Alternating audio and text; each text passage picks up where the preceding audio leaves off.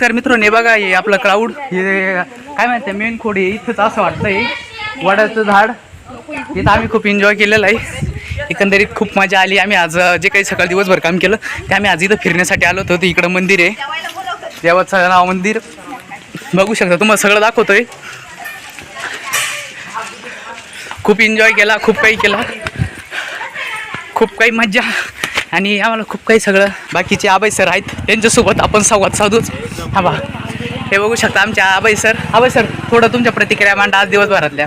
असा हा करिश्माच म्हणता येईल निसर्गाचा. तुम्ही बघितलं तर 4 एकरामध्ये असा पसरलेला आहे हे वटवृक्ष आणि खूप आनंद झाला इथे येऊन. एकदम निसर्गमय वातावरण आहे आणि तुम्ही नक्कीच पावसाळ्यामध्ये इथे आले पाहिजे. हिरवगार आहे वातावरण सगळं आणि नक्की हा सुंदरतेचा आस्वाद घ्या. नक्कीच आम्ही खूप तर सुंदर ते तुमची बस आहे तिकडे बसमध्ये जाणार आहे. मी फक्त घाल राहिलो तुम्हाला सांगतो पण यांना किती हाईट वाढली नाही बोर काय बोर्नव्हिटा कॉम्प्लेन दिलं तरी लहानपणी हाईट वाढली नाही म्हणून आता ती झाडं लटकून राहिले आमचे अक्षय गोपाले सर. नक्कीच भेट द्या तुम्ही. एकदा नक्की भेट द्या इकडं हा आमचा एरिया पाहून घ्या.